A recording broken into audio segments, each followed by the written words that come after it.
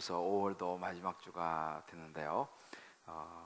오늘 특별히 일부는 보니까 오늘 하루 종일 성기를 부신 분들이 많이 오셨네. 자, 우리 옆에 부모가 이렇게 한번 축복합시다. 아유, 귀한 분이 오셨네요. 오늘도 수고 많이 해주세요. 할렐루야. 그래요, 오늘 참 좋은 또 주일인 것 같습니다. 이 세상은 너무 잔인합니다. 혀에서 나오는 몇 마디 말 때문에 오늘도 얼마나 많은 사람들이 다치고 죽는지 모릅니다. 칼에 맞아 죽는 사람보다 말에 맞아 죽는 사람이 더 많습니다. 라는 그런 글을 읽었습니다. 이 글을 읽으면서 떠오른 사람이 이제 수년 지났습니다만 그 우리나라의 인기 탤런트 최진실 씨가 생각이 났습니다. 뭐 우리 다 알지만 여러 가지 그 왜 갑자기 그렇게 이제 죽음을 선택했나 보니까 이제 우울증도 좀 있었지만 무엇보다 악플이라는 그것에 굉장히 많이 힘들어하고 고통스러워했다라는 그런 그 이야기를 우리는 알고 있습니다. 이렇게 우리가 참 이 비판이라는 것이 정말 무섭습니다. 그래서 앞에 말했지만 이 칼에 맞아 죽는 사람보다 이 말에 맞아 죽는 사람이 더 많다라는 이야기가 아마 그래서 나오지 않았나 이런 생각이 듭니다. 이 비판하지 말라 라고 말씀하시는 이 예수님의 이 산상수훈의 말씀, 사실 이 말씀은 우리가 너무 잘 아는 말씀이고 그건 뭐 그냥 또 비판하지 말라 그런 말씀 하셨지 그건 뭐 별로 안 좋은 거지 뭐 이렇게 그냥 머리로 알고 스쳐 지나가는 것은 어렵지 않은데, 정말 이 말씀을 하시는 이 예수님의 마음을 느낀다는 것은 참 어렵다라는 생각을 저 자신도 이 묵상하면서 했습니다. 말씀드린 것처럼 그냥 비판 별로 안 좋은 거지, 그 예수님께서 말씀하신 거지 이렇게 하고 그냥 넘어가면 뭐 이게 간단하죠. 그리고 또 이런 것들이 우리의 삶 속에 저를 비롯해서 이것이 그냥 이렇게 대화하다 보면 일상적이기 때문에 그냥 뭐 그러려니 하지만 정말 예수님께서 이 갈보리 이 십자가의 길을 본인이 걸어가시면서 제자들과 이 무리들을 향해서 정말 좀 잔잔하게 던지시는 비판하지 말라라는 이 말씀, 우리의 마음에 진짜 이건 너무 중요하다, 내 마음에 꼭 담아 두어야겠다라고 이렇게 우리가 가슴으로 이것을 느끼고 받아들이는 것은 참 쉽지 않다라는 생각을 제가 이 말씀을 가지고 계속 묵상하면서 했어요. 그럼에도 불구하고 저는 오늘 이 시간 이 말씀을 통해서 우리가 비록 여기 잠실에 이제 앉아 있지만 우리 마음은 2000년 전으로 돌아가서 그 산상수훈을 주시는 예수님 앞에 조용히 다가 앉아서 정말 이 단순하지만 너무 중요한 말씀이 저와 여러분 마음에 깊이 새겨지고 정말 주님이 가신 그 갈보리 십자가 길을 잘 우리도 따라서 걸어가는 저와 여러분 되시기를 주님의 이름으로 축복합니다.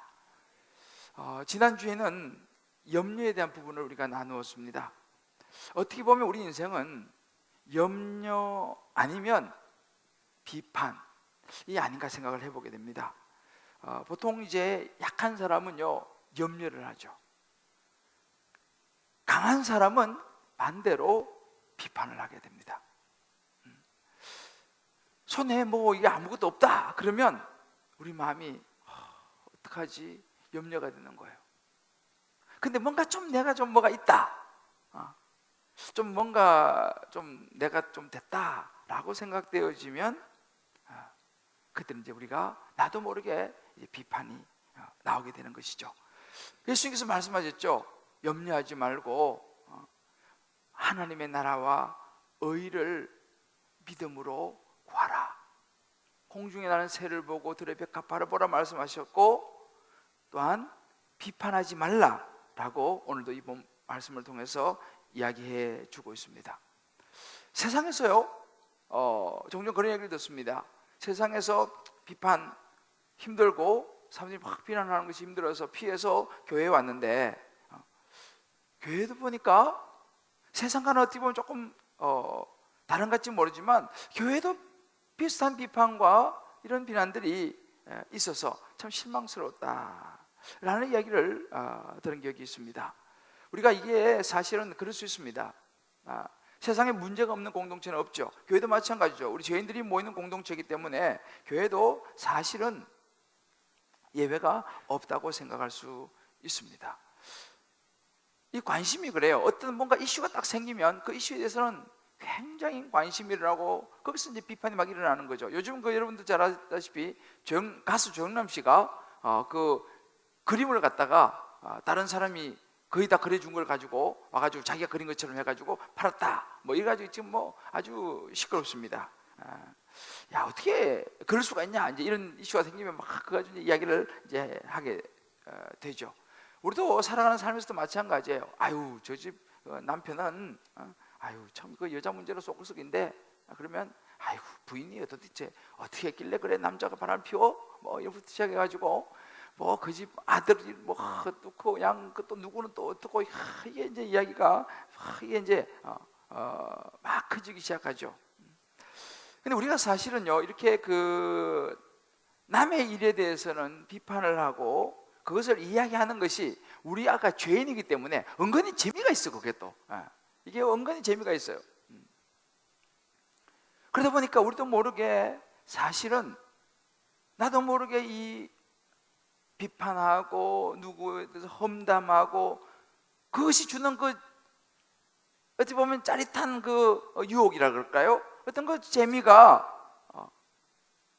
나도 모르게 나를 붙잡아 버리는 이런 것을 우리가 정말 자유롭지 않다라는 사실이죠.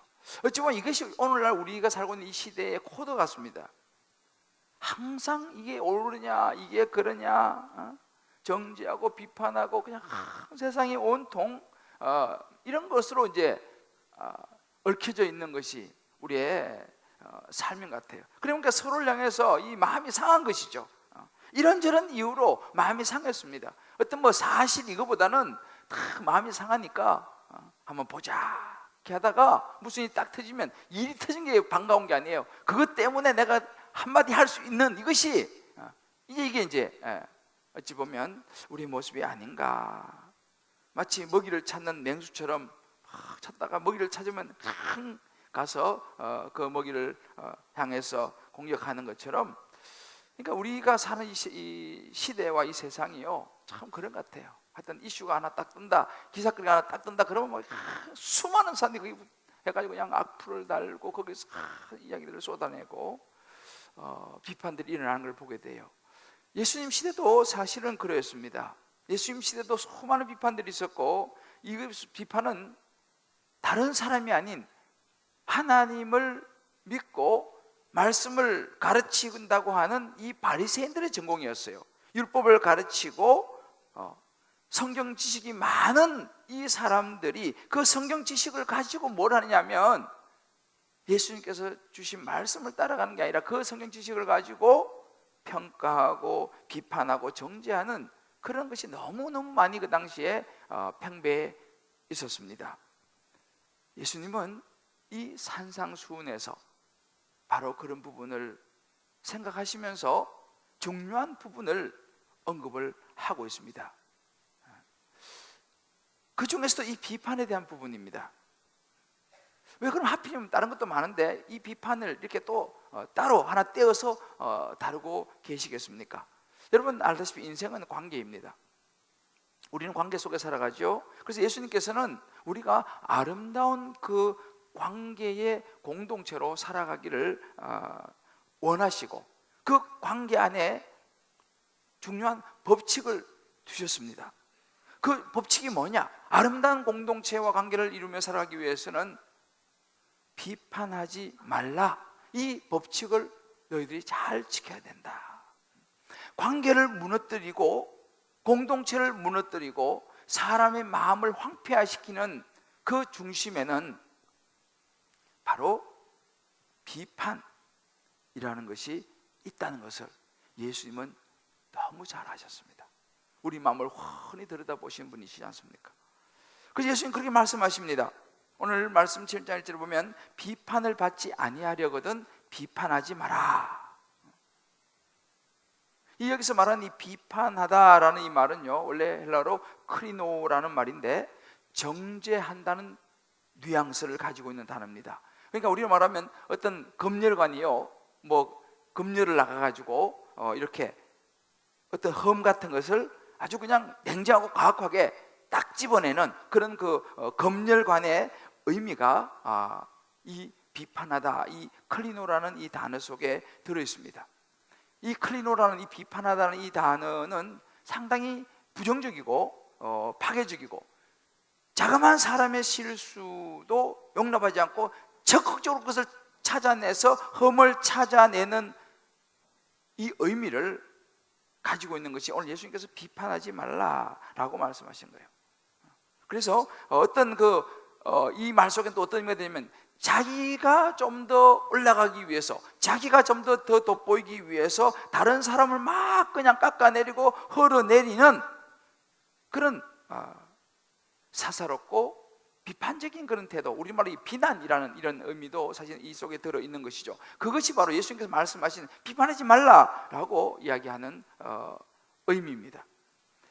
그렇다면 우리가 이제 여기서 문제가 뭐냐면, 그럼 우리 예수 믿는 사람들은 옳지 못한 사람들, 분명히 나쁜 짓을 하는 사람들을 향해서 그러면은 그냥 가만히 쳐다보고 있으란 말이냐, 침묵하고 있으란 말이냐, 그럼 우리는 어떻게 해야 되느냐, 그런 것이 분명히 잘못된 게 보이는데 어떻게 해야 되느냐 라는 이제 우리의 문제가, 이제 우리 이슈가 생겨날 수 있습니다. 자, 그러면 여기서 예수님도 동일한 질문을 받으셨겠죠. 예수님이 어떻게 말씀하셨습니까? 오늘 이 본문에 보면요, 특별히 6절에서 보면 그런 구절이 좀 나오는데, 거룩한 것을 계획해 주지 말며 너희 진주를 돼지 앞에 던지지 말라. 그들이 그것을 발로 밟고 돌이켜 너희를 찢어 상하게 할까 염려하라 라고 했습니다. 무슨 말이냐면, 여기서는요, 예수님께서 하신 말씀이 뭐냐면, 비판보다는 그 사람들의 성품, 그 사람들을 잘 파악을 하라 라고 말씀하시는 것입니다. 그러니까 말하자면 이 복음을 대적하는 사람이 있다는 거죠. 여기 말하는 이 개와 돼지라는 것은 정말 이 말씀을 막 함부로 대하고 아주 업신여기고 이 복음에 대해서도 아주 정말 비판적이고 좋지 않은 이제 그런 사람들을 이야기하는데, 그런 사람들을 잘 분별하고 시간과 정력을 낭비하지 말라라는 것입니다. 예수님께서 분명히 말씀하셨어요. 잘 분별하고 그런 사람들 때문에 시간과 정력을 낭비하지 마라. 그러면서 그 뒤에 나옵니다만, 거짓 선생들을 조심하고 거짓 선생들의 자세한 특징을 사실은 15절로 쭉 이야기를 하고 있습니다. 심지어 예수께서 바리새인을 향해서 독사의 자식들아, 이렇게 아주 그냥 심한 책망으로 꾸짖고 독서를 날리는 예수의 모습을 볼 수 있습니다. 그 예수님은 하지 말라 그랬고 예수님 왜 합니까? 그죠? 아주 그렇게 심한 말도 하시고 이게 좀 뭔가 모순 되지 않습니까? 근데 여기서 우리가 이 의미를 잘 알아야 됩니다. 우리가 예수님께서 말씀하시는 것은 뭐냐면, 우리가요 이 개와 돼지를, 이 거짓 선자들을 잘 분별하지 않으면, 잘 우리가 분명한 판단력을 가지고 이 개인지 돼지인지 거짓 선지자인지 악한 사람인지 이것을 정말 정확한 판단력을 가지고 잘 분별해내지 못하면 그들을 대처하지 못한다. 그래서 예수님께서 말씀하신 게 뭐냐면, 그 사람들이 누군지 잘 우리가 알아야 되고, 그것을 또 잘 분별해내기 위해서는 어느 정도의 비판적인 분별력을 우리가 발휘해야 한다라는 의미가 사실 속에 들어있습니다. 그러니까 예수님께서 말씀하신 비판하지 말라라고 하는 이 말씀을요, 무조건 사람들의 잘못을 무조건 눈 감아주고 모든 비판을 무조건 삼가고 이런 옳고 그름을 판단한다든지 선과 악을 분별하는 것을 무조건 금해라, 무조건 하면 안 된다, 이런 의미로 이것을 이해해서는 안 됩니다. 좀 더 분명한 의미는 이 R.T. 프랜스라고 하는 학자도 그렇게 이야기를 했는데, 비판적인 판단과 적절한 분별, 이것은 필요하다, 이렇게 이야기했습니다. 그래서 여기서 우리가 그럼 이 말을, 비판하지 말라는 말을 어떻게 이해해야 되냐라고 보면, 쉽게 말해서 내 중심의 욕심에 이끌린 비판을 해서는 안 된다. 나를 드러내기 위해서, 내 욕심을 채우기 위해서, 내가 더 올라가기 위해서 그런 이기적인 마음을 가지고 상대방을 향하여 비판하고 비난해서는 안 된다라는 예수님의 가르침입니다. 이것이 뭐냐면, 이것은 분별입니다. 비난과 비판이 아니라 이것은 분별하는 것이죠. 그래서 예수님께서 말씀하십니다. 너희들은 분별을 해야 된다. 이기적 욕심을 가지고 자신을 위해서 그냥 허물 들추어내고 뭐 어떻게 이렇게 이런 비판을 넘어서서 너희는 해야 되는데 뭐냐? 분별을 해야 된다라는 것이죠. 그럼 우리가 이제 살아가면서 그리스도인으로 이 비판을 하지 않고 분별을 하려면 어떻게 해야 되느냐? 예수님께서 우리에게 이제 두 가지로 이제 말씀을 해주는 것입니다. 오늘 이 본문에서 비판하지 않고 분별하기 위해서, 그 첫 번째는 옳고 그름을 헤아리지 말라, 이렇게 말씀하십니다. 다른 사람을 향해서 무조건 옳고 그름으로 모든 것을 재단하지 말라라고 말씀하시죠. 오늘 이제 1절 2절에서 그 말씀을 하고 있습니다. 오늘 2절 말씀 보면요, 너희가 비판하는 그 비판으로 너희가 비판을 받을 것이요, 너희가 헤아리는 그 헤아림으로 너희가 헤아림을 받을 것이니라 그랬습니다. 여기서 말하는 이 헤아린다라는 의미, 이게 이제 우리가 이 메트로라는 의미인데, 이 헤아림이라는 이 단어는요, 다른 사람의 옳고 그름을 판단하고 그들을 대하는 방식, 모습, 이것이 헤아린다라는 의미입니다. 너희가 그런 식으로 다른 사람의 옳고 그름을 그냥 자기 중심으로 판단하고 그들을 대할 경우에 우리의 그런 모습을 보고 똑같이 하나님도 우리를 그렇게 헤아릴 것이다 라고 경고를 주고 있습니다. 그러니까 솔직히 우리 그렇습니다. 우리가 이렇게 이제 살다 보면요, 내가 실수하잖아요. 그러면은 우리는 상당히 관대해요. 아니 뭐 그거 사소한 건데 뭐 그럴 수 있지. 근데 다른 사람이 작은 거라도 실수하면 용납이 안 되는 거예요. 못 보는 거예요, 그거를. 그래서 우리가 흔한 말 그런 얘기 있잖아요. 내가 하면 로맨스고 다른 사람이 하면 불륜이 되는 것이죠. 이게 이제 대표적인 예수님께서 하신 이 말씀과 싶습니다. 저도 아주 가끔이지만 집에서 예를 들어서 뭐 이렇게 하다가 이 집사람이 한 번은 잘못 해가지고 컵을 떨어뜨렸어. 컵이 깨졌어요. 옆에서 보고 있던 우리 아들이 하는 말, 야, 우리가 했으면 죽었어. 그런 거예요. 그래서 그 말 맞죠. 엄마 자기니까 괜찮다는 거지. 이런 것이죠. 내가 하면 이건 뭐 실수인데 뭐 우리 어른이 특권이잖아요. 뭐 근데 애들이 하면 이게 용납이 안 되는 것이죠. 예수님께서 지금 그런 이야기를 하는 것이죠. 로마서 2장 1절에도 그런 말씀이 있습니다. 남을 판단하는 사람아, 쭉 나가다가 남을 판단하는 것으로 내가 너를 정죄하겠다 그랬습니다. 너 그렇게 판단하느냐? 그러면은 너 판단한 그거를 내가 정죄하겠다라고 예수님께서 말씀을 하시는 것이죠. 여기서 우리가 2절에 나오는 이 비판을 받다, 너희가 비판하는 그 비판을 너희가 비판을 받을 것이요, 비판을 받다라는 이 수동태의 동사인데요, 이게 크리테세스테라는 이 단어인데, 이 비판을 받다라고 하는 이 주어가요, 하나님이에요. 그러니까 사실은 심판을 할 수 있는 사람은 누구냐?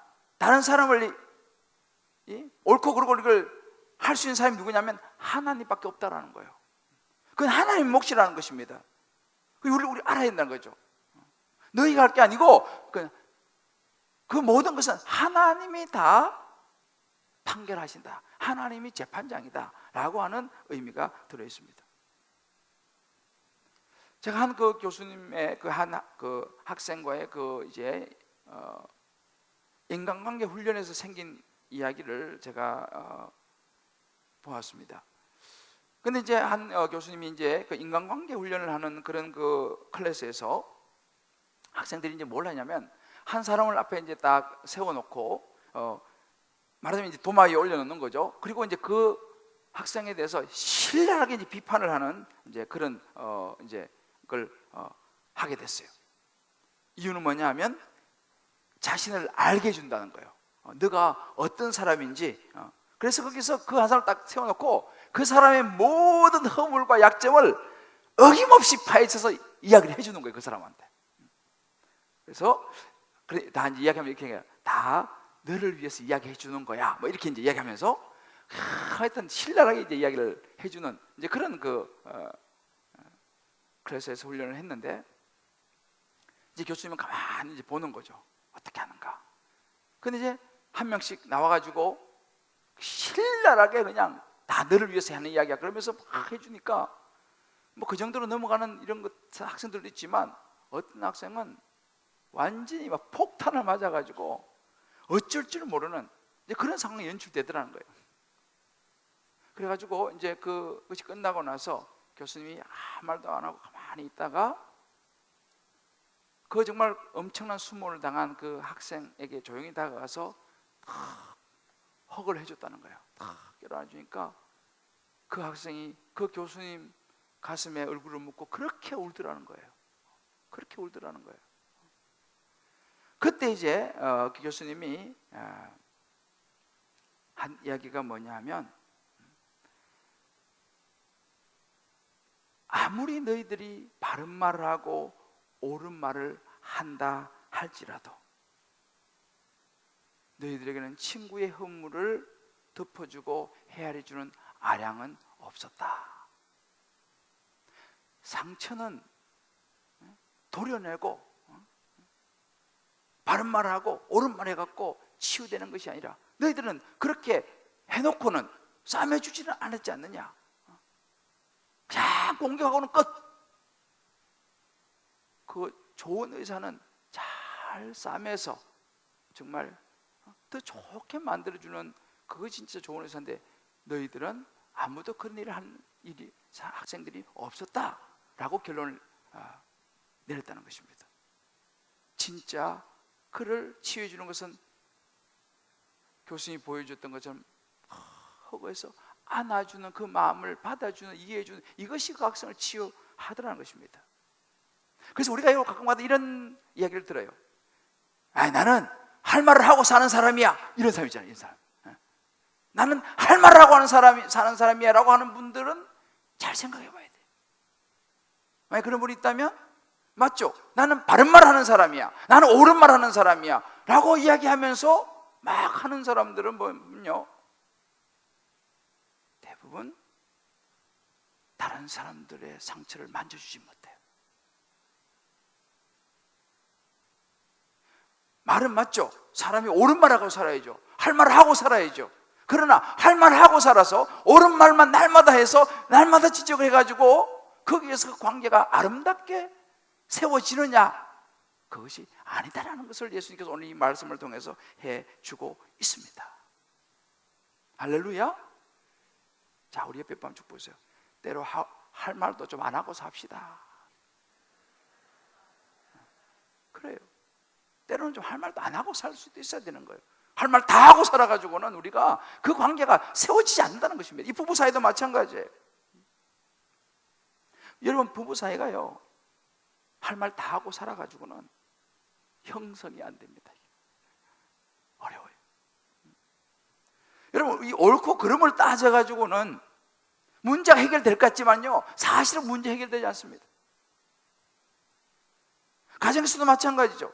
물론 끝까지 추궁해가지고 잘못을 인정받아요. 끝까지 막 논리적으로, 우리 또 남자들이 또 얼마나 논리적으로 다 해야 다 처음부터 하나 둘 셋 꼼짝 말아서 그렇지, 끝까지 물어 그렇지, 할 수 없이 그래요. 그러면 해결됩니까? 여러분, 잘못을 인정했다고 해서 문제가 해결되지 않아요. 더 사실은 내면에, 겉으로는 문제가 해결될지 모르겠지만은 이미 관계는 다 깨진 거예요. 관계가 다 깨지고 나서 인정하면 뭐 하겠습니까?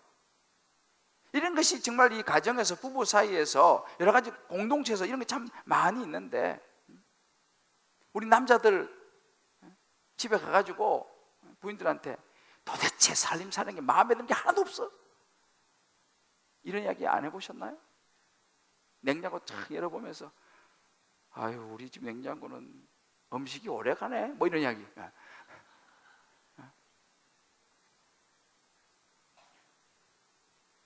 내가 말이지 비염, 이 알레르기 있는 거 알면서도 그냥 살림을 이렇게 하니까 내가 이 비염이 낫지 않는다고 말이지. 이 남자들 전혀 무관한 분들만 일부에 오셨네. 이런 이야기를 우리가 해가지고, 저도 이걸 말씀을 묵상하면서요, 저도 냉장고 열어보고 한마디 한 기억이 나더라고, 내가. 그래서 근데 그 이야기 해가지고 관계가 좋아지느냐? 좋아하지 않더라는 거예요. 그럼 고쳐지느냐? 여러분, 그 이야기한다 고쳐집니까? 한동안은 고쳐질지 모르지. 그거보다는 차라리 보이는 사람이 치우는 게 좋은 거예요. 할렐루야. 보이는 사람이 치우는 게, 그게 진짜 아니겠어요? 이거 저렇게 해가지고 그게 고쳐질 것 같으면, 우리 자녀들도 마찬가지예요. 다마다 우리 집에는 치약 뚜껑 안 닫는 한 남자가 있어. 그렇게 치약 뚜껑을 안 닫아. 그 치약 뚜껑 닫으면 되는데 그게 안 되는가 봐. 제가 지금 몇 년째 이야기했는데 아직도 안 돼요. 그래 내가 요즘은 내가 닫아줘 그냥.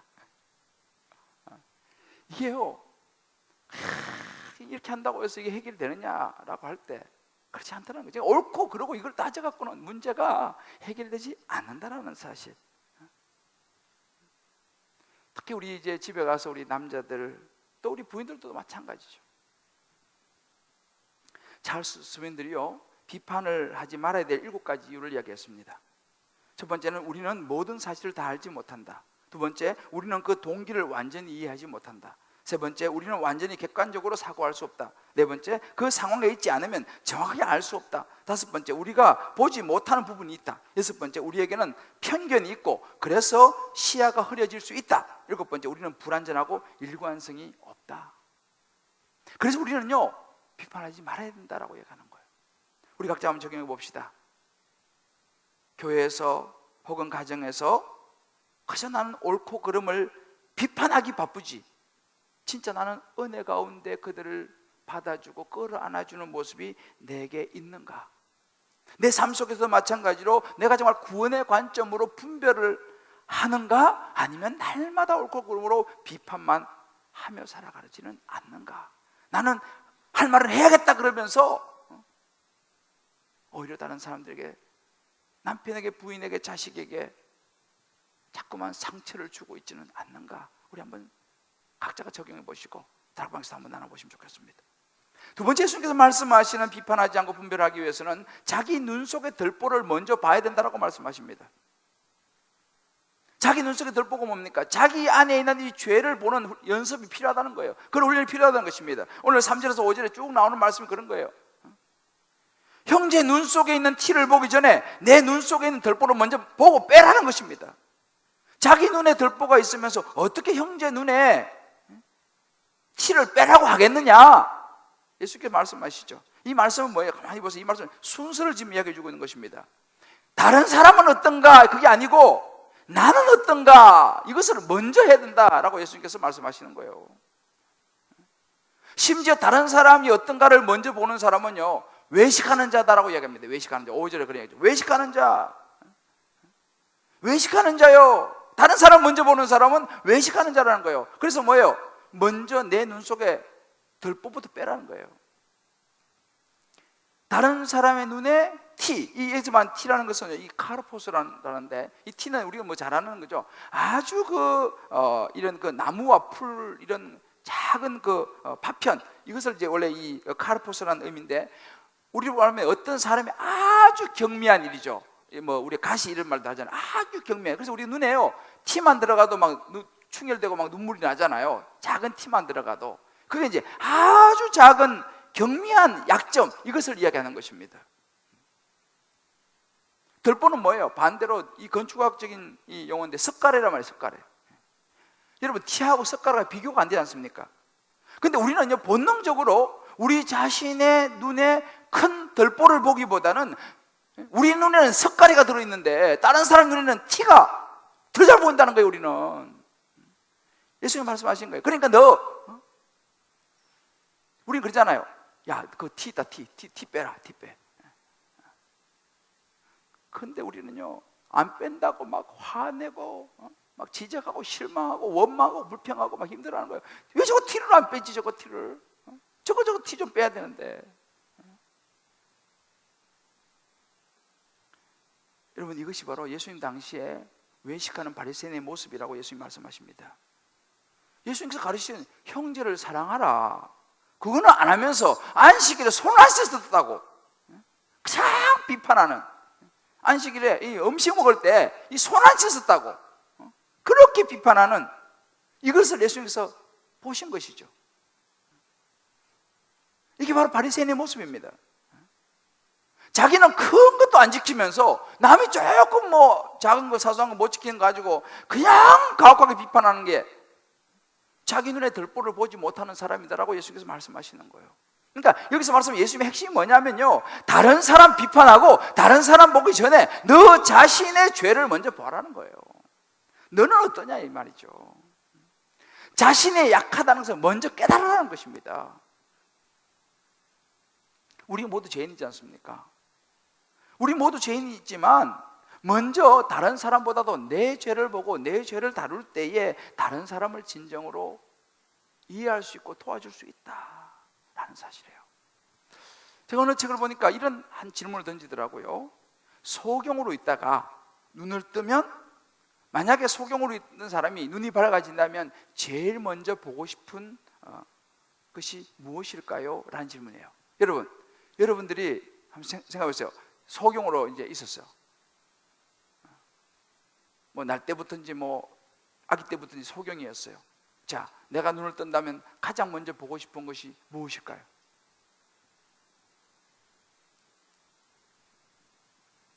자기 어떻게 생겼는가?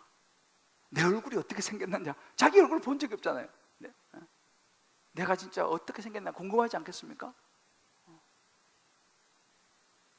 야, 옆집 아저씨 얼굴 어떻게 생겼지 그거? 내가 눈 뜨면 그거부터 봐야겠다. 이런 사람이 있겠냐는 거예요. 나는 어떻게 생긴 사람이지? 우리가 마찬가지입니다. 정말 우리가 영적으로 눈을 떴다면요, 우리는 나 자신을 먼저 볼 수 있어야 한다는 거예요. 예수 믿고 나면 영적으로 눈을 뜨는 거 아니겠어요? 다른 사람이 어떻게 했냐, 그거보다도 나를 먼저 보는 이런 은혜. 내 죄를 먼저 보는 이 은혜. 내 죄는 안 보이고 다른 사람만 자꾸 보이고 다른 사람 죄만 자꾸 보인다면 그거는 좀 이상하다는 거예요. 예수님께서 그런 말씀하시는 것입니다. 너가 너 속에 있는 덜보를 너가 먼저 봐야 된다. 그리고 다른 사람의 티를 봐라. 다른 사람 죄를 보기 전에 너 죄를 먼저 들여다볼 수 있어야 된다 라고 예수님께서 말씀하시는 것입니다. 아주 심플합니다. 저와 여러분이 그런 사람이 되기를, 예수님 말씀을 따라가게 되기를 주의 이름으로 축복합니다.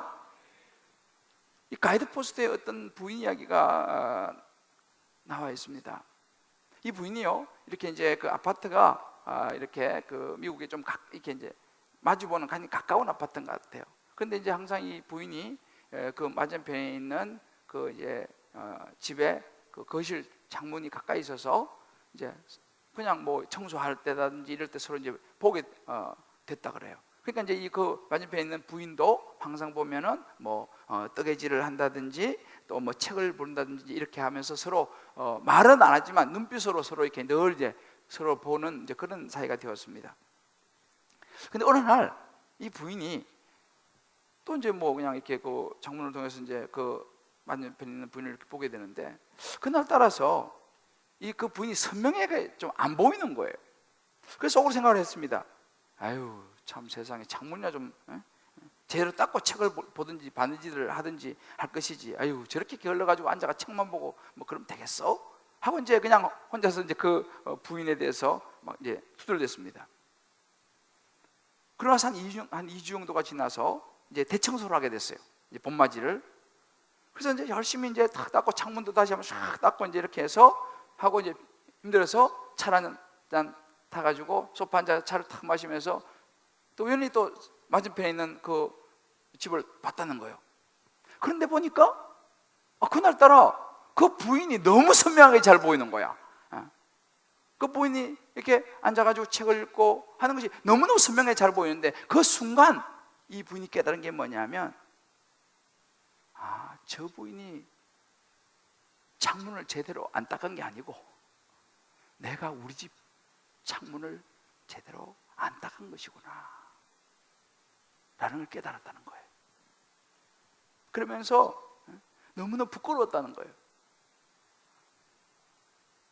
사실은 자기 집 창이 더러웠는데 그래서 그렇게 후회부여하게 보인 것인데, 예수님께서 말씀하신 게 바로 이 부분입니다. 우리도 똑같습니다. 집에서도 남편과 아내가 서로가 자기의 약한 부분을 봐야 되는데, 자기 창문은 안 닦고 날마다 남편은 부인, 부인은 남편, 자식은 부모, 부모는 자식.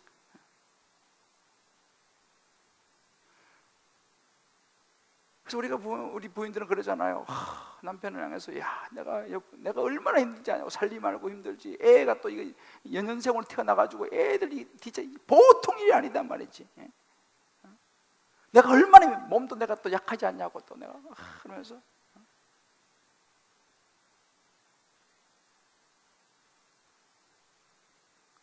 그러나 사실은요, 여보 미안해요, 내가 사실 조금 게을러요, 뭐 그렇게 한마디 하면 돼요. 남편 어떻습니까? 얼마나 생색을 냅니까? 나가서 돈 번다고. 안 그래요? 나가서 물론 고생도 하죠. 돈도 벌고. 근데 나가서 돈 벌고 한다고 다 집에 와가지고 손도 하나 갖다가 나고 말이지, 누구처럼.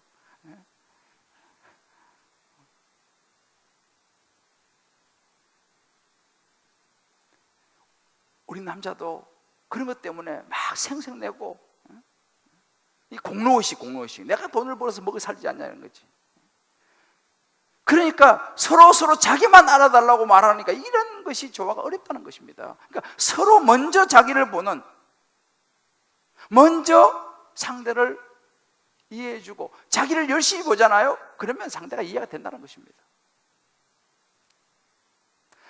예수님께서 여기 말하는 이 티와 이 대들보는요, 바로 그런, 예수님께서 아주 예리하게 진짜 비유를 기가 막히게 하신 거예요. 인간의 심리가 그래요. 인간의 심리가. 아마 천국은 반대일 거예요. 다른 사람의 조그만 이런 좋은 거에서 막 키워서 말하고, 큰 약점이 있어도 조그만하게 말, 이게 아마 천국이 아닐까 싶어요. 한번 적용해 보세요. 어떤 들보가 내 눈을 가리고 있지는 않는가라는 거예요. 내 눈에 지금 들보가 있는데 어떤 들보가 나를 가리고 있지 않는가. 나는 말씀을 보고 신앙생활하면서 나도 모르게 나의 죄와 내 약점을 먼저 봅니까? 아니면 다른 사람의 죄와 다른 사람의 약점을 먼저 봅니까? 은연중에 그래도 나는 의롭다, 나는 그래도 바른 사람인데 라고 생각하지 않는가? 나는 내 눈에 들보를 찾고 있는가? 그래서 분별하며 나가고 있는가? 이런 것들을 각자가 한번 적용해 보시고 다락방에서도 이 부분 좀 한번 나눠보세요. 저는 이 말씀을 묵상을 하면서요, 참 쉽지 않다 생각을 하면서 묵상을 이 비판, 이 분별에 대해서 이 주제가 어렵잖아요. 묵상을 다 하면서 어떻게 하면 이것을 이제 오늘 예수님께서 말씀하신 정말 이 옳고 그름을 헤아리는 것을 이제 멈추고 자기 눈 속에 들보를 먼저 보고 이 두 가지 말씀을 내 마음에 탁 붙잡고 내가 살아갈 수 있을까 뭘 묵상하는데, 지난주에 그 파라과이에서요 그 베아노 이제 선교사님이라고 옛날 우리 교회 한번 오신 적 있는데, 이분이 저한테 이제 그 카톡으로 카톡을 하나 보내주셨어요. 요즘 참 좋은 세상이에요. 그래서 보냈는데, 그러면서 목사님, 김 목사님은 이 찬양 이 가사 들으면 너무 좋아할 것 같아서 보낸다고 하면서 이제 보내왔는데, 그래서 제가 뭔가 하고 열어보니까 저는 처음 이제 듣는, 여러분들은 뭐 들어보신 분들 많겠지만 저는 처음 듣는 찬양이고 그 가사인데 정말 너무너무 은혜스러운 그런 찬양이고 가사였어요. 그래서 이걸 딱 들으면서 제가 이 말씀이 딱 결론이 났어요. 이게 이제 뭐 어떤 찬양이냐면 Remind me, dear Lord 라고 하는 이 이제 그 가사인데, 나를 기억하소서, 나를 기억하소서, 사랑해 주 하나님, 이런 의미예요. 그래서 제가 이거를 여러분에게 이 가사를 한번 읽어드릴게요. 근데 이 가사가 참 너무 좋아요. 이렇게 주여 나로 기억하게 하소서, 내가 사랑하는 것들, 내 마음을 다해 붙잡은 것들 모두가 빌려온 것이고 내 것이라고는 전혀 없어요. 예수께서 단지 내가 그것을 사용토록 허락하셨을 뿐입니다. 내 삶을 밝히라고. 그러니 주님, 나로 잊어버리지 않게 하소서. 때때로 추억의 커튼을 걷을 때, 표현이 참 멋있잖아요. 때때로 추억의 커튼을 걷을 때 보여주소서. 주님께서 나를 어디로부터 이끄셨고 내가 어디에 있었는지를 기억해 주소서. 나는 연약한 인간이라 잘 잊어버려요. 그러니 주님, 나로 잊어버리지 않게 하소서. 내가 행한 모든 것들을 하나님의 독생자를 받을 자격이 없어요. 난 주님 손에 상처를 받을 만한 자격이 없어요. 그러나 주님께서 내 대신 죽기 위해 갈보리 길을 선택하셨습니다. 왜 주님께서 날 사랑하는지 난 이해할 수 없어요. 때때로 추억의 커튼을 걷을 때 보여주소서. 주님께서 나를 어디로부터 이끄셨고 내가 어디에 있었는지를 기억해 주소서. 나는 연약한 인간이라 잘 잊어버려요. 그러니 주님, 나로 잊어버리지 않게 하소서. 이런 가사인데요, 제가 사실은 이거를 연습해서 한번 불러볼까 했는데 그럼 여러분들이 힘드실 것 같아가지고 제가 이분을 초청을 했어요. 그래서 이런 가사인데요, 여러분 오늘 이 말씀을 생각하면서 예수님의 마음으로 한번 이 가사를 한번 착 음미하면서 한번 들어보세요. 그러면요, 이 찬양의 가사를 붙잡으면 이것을 뛰어넘을 수 있는, 이 비판을 넘은 이 분별로 나아갈 수 있는, 예수님께 주시는 이런 것들을 행할 수 있는 힘이 전 주어지라고 믿습니다. 같이 한번 이 시간 한번 들어보시고 제가 말씀을 좀 마무리하죠. 저는 이 찬양을 부르면서 눈물을 흘리는 그분들의 표정들을 보았습니다. 우리 인생이 어차피 다 놓고 떠날 것이 우리 인생이잖아요. 그런 날이 옵니다. 내가 사랑하는 것들, 내 마음을 다해서 붙잡은 것들 모두 다 빌려온 것들이고 내 것이라고는 전혀 없다는 것입니다. 그런데 우리는 굳이 그냥 비난하면서 열받으면서 살기는 인생이 너무 짧다는 것이죠.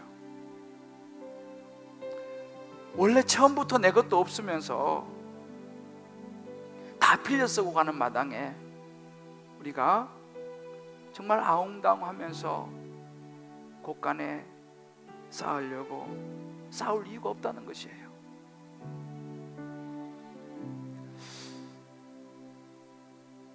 저 찬양을 부르면서 눈물을 흘리면서 하나님 나라를 바라보는 저들의 모습을 보면서 내 마음에 깊은 울림이 있고 저도 참 눈물이 나더라고요. 그래, 영원한 하나님의 나라 생각하며 살아간다면 무엇에 아웅다웅할 일이 있을 것인가? 날마다 십자가 앞에 서서 먼저 내 죄를 보면서 겸손히 살아간다면 뭘 그래 아웅당할 일이 있을까? 예수님께서 갈보리 십자가에 달리셔서 그 사랑으로 우리를 감싸주시고 받아주시고 안아주셨는데, 우리가 다른 사람을 향해서, 남편을 혹은 아내를 향해서, 부모와 자식을 향해서, 다른 사람을 향하여서 비난하고 비판하며 살아간다면 하나님 마음이 얼마나 아프실까? 그런 마음으로 하나님 어떻게 설 수 있을까? 그래서 오늘 이 말씀 앞에 서서 아까 그런 고백하잖아요. 우린 주님의 손에 상처받을 만한 자격도 없는 존재라는 거예요. 왜? 우리 얼마나 예수님에게 큰 상처를 줬습니까? 얼마나 큰 하나님의 마음에 상처를 입은 사람입니까? 그런데 우리가 주님 앞에, 하나님 앞에 저 상처받았어요 라고 말할 자격이 없는 존재라는 사실이죠. 내 자신 십자가에 내 죄를 위해서 대신 죽으신 갈보리 십자가의 그 사랑을 생각하면서 살아간다면 저와 여러분이 비판하지 말라, 헤아리지 말라, 다른 사람의 눈에 있는 티를 먼저 보려고 하지 말라라는 이 말씀을 따라 살아갈 수 있으리라 믿습니다. 할렐루야. 우리 한번 이 시간 예수로 나의 구주 삼고 이 찬양 우리 같이 한번 부르면서 이 말씀을 마음에 담고 기도하겠습니다.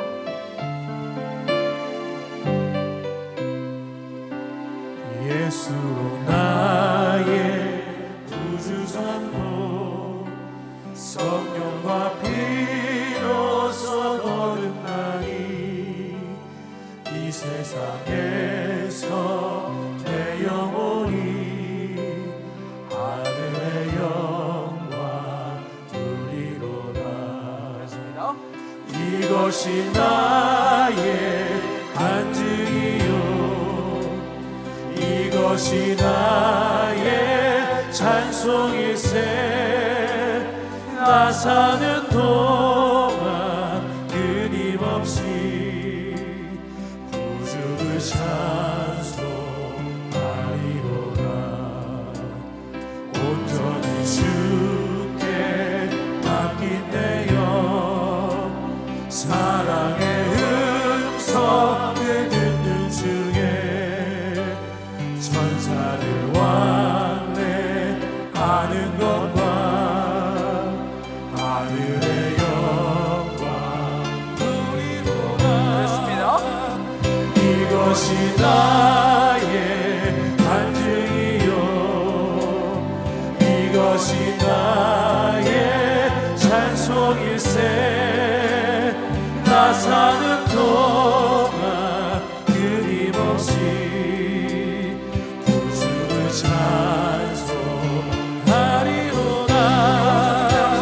주 안의 기쁨 누림으로 하나님 우리 마음을 드립니다. 마음의 풍랑이 잔잔하니 세상과 나를 간 곳 없고 구속한 주만 보이노라. 아멘.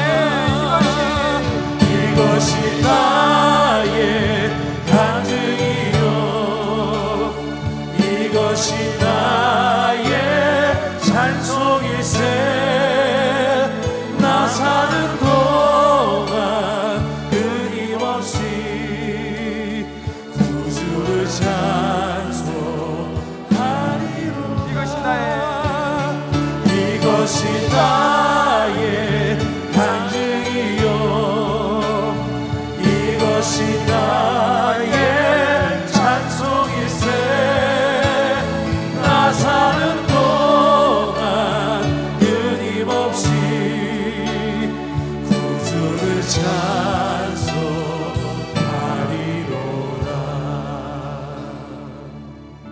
우리 한번 이 시간 저희 눈을 감고 한번 기도했으면 좋겠습니다. 오늘 예수님께서 말씀하신 이 말씀을 우리 마음에 붙잡았으면 좋겠습니다. 그저 머리로 그런 말이 있지 차원이 아니라 주님 그렇습니다. 이제 내가 그 말씀 마음에 붙잡고 살아가겠습니다. 성령께서 주시는 그 음성을 붙잡고 결단하면서 우리 이 시간 우리 마음 깊은 곳에서 하늘 아버지의 이름을 한번 부르면서 같이 한번 기도하겠습니다.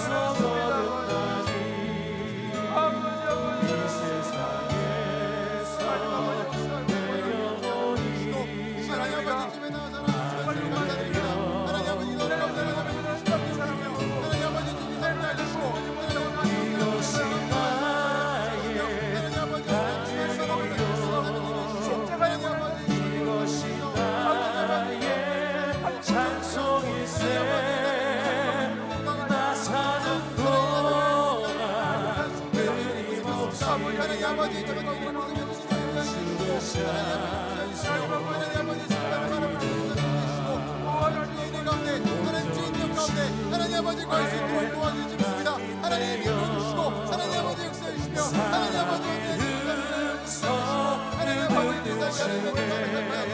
하나님 아버지 언제나 나를 바라보고 계시고 언제나 말씀으로 하나님 아버지 나를 바라보시며 나의 삶에서 나를 수 있도록 주님 도와주시기 믿습니다. 하나님 도우시고 하나님 역사하시며 하나님 이것이 나의 찬송일세. 나 사는 동안 끊임없이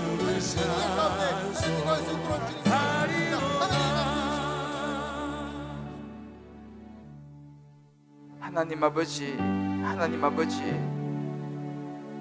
오늘도 예수님의 산상수훈 앞에 서서 눈만 뜨면 비판하고 입만 열면 비판하며 살아가고 있는 우리의 모습을 보며 참으로 부끄러웠습니다. 자신이 약하게 느껴질 때는 염려하고 내가 좀 뭔가 있는 것 같으면 비판하면서 우리는 모두 염려하고 비판하는 인생입니다. 누구를 가름할 수 있고 옳고 그름을 말할 수 있는 분은 하나님밖에 없으신데 그것을 모르고 날마다 비판하며 내 자신의 작은 지식을 가지고 편견을 가지고 일관성도 없으면서 마치 내가 완전한 것처럼 상대를 이해하지 못하고 지적질하며 살아가는 그런 교만을 주여 불쌍히 여겨 주시옵소서. 이제 우리의 남은 삶 겸손하게 상대방을 인정하고 나 자신을 먼저 보며 살아가기를 원합니다. 그 후에야 밝히보고 형제의 티를 뺄 수 있다고 하십니다. 내 들보를 보지 못하면 누구도 고칠 수 없음을 주여 우리가 알게 하여 주시옵소서. 날마다 내 죄를 보게 하여 주시옵소서. 그 사랑의 마음으로 사랑하는 아내와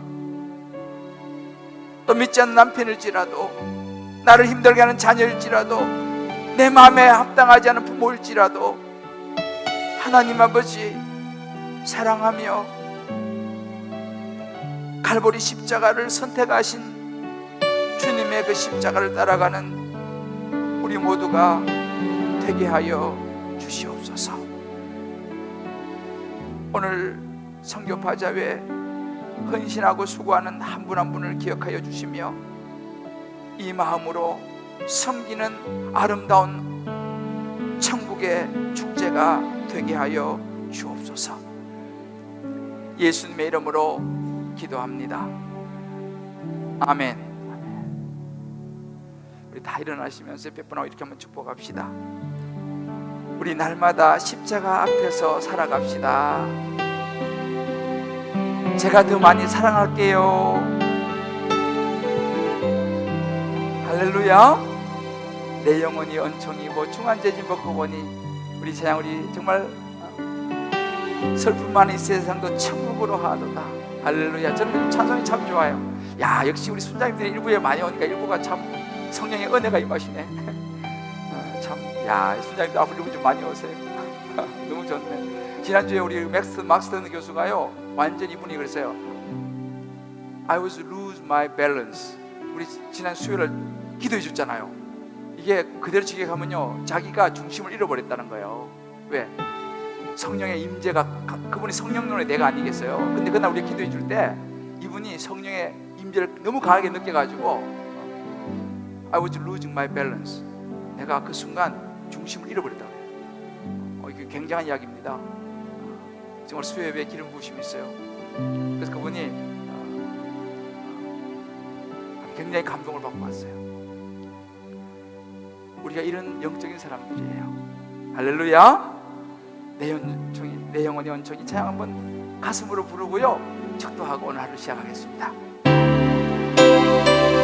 내 영혼이 은총입어 주만 죄지 벗고 보니 슬픔하는 이 세상도 천국으로 화하노라. 할렐루야 찬양하세. 내 모든 죄 사함받고 주 예수와 동행하니 그 어디나 하늘나라 주의. 자, 우리 이 찌는 찬양은요 그냥 부르면 안 돼요. 저를 손 한번 들어보세요. 하나님을 향해서 주의 얼굴 뵙기 전에 멀리 뵈던 하늘나라 내 마음속에 이루어지니 날로 날로 가깝도다. 할렐루야. 우리 저와 여러분의 고백인 줄 믿습니다. 이 고백을 주니까 한번 2절부터 한번 드립시다. 손을 들고 주의 얼굴 뵙기 전에 멀리 뵈던 하늘나라 내 맘속에 이루어지니 날로 날로 가깝도다. 할렐루야. 할렐루야 찬양하세. 내 모든 죄 사함받고 주 예수와 동행하니 그 어디나 하늘나라 높은 산이 거친들이 조망이나 궁궐이나 내 주 예수 오시 그 어디나 할렐루야 찬양하세. 내 모든 죄 사함받고 주 예수와 동행하니 그 어디나 하늘나라. 이제는 우리 주 예수 그리스도의 크신 은혜와 하나님의 무한하신 사랑하심과 성령의 역사하심이 오늘 이제 산상에 올라 예수님의 말씀 비판하지 말며 분별하며 살라라고 말씀하시는 말씀을 마음에 담고 영원한 천국을 바라보며 내가 그렇게 살아가리라 결단하는 믿음의 식구들 한 분 한 분 머리 위에 저들의 사랑하는 자녀들, 사랑하는 아내와 남편과 부모와 모든 삶의 여정 기도 제목 위에 군무원에 가 있는 자녀들, 지방과 해외에 나가는 모든 권속들 병상에서 주의 전을 바라보며 기도하고 예배하며 회복을 기다리는 모든 환우들 머리 위에 어려운 중에도 11조 예물로 변함없이 하나님 앞에 올려드리며 감사로 선교로 구제로 소원으로 이모저모의 특별한 예물로 올려드리는 언약의 축복된 손길 위에 오늘 하루 동안 또 바자의 축제로 섬김으로 나아가는 모든 주의 백성들 머리 위에 이제부터 영원토록 함께 하시기를 간절히 축원하옵나이다. 아멘.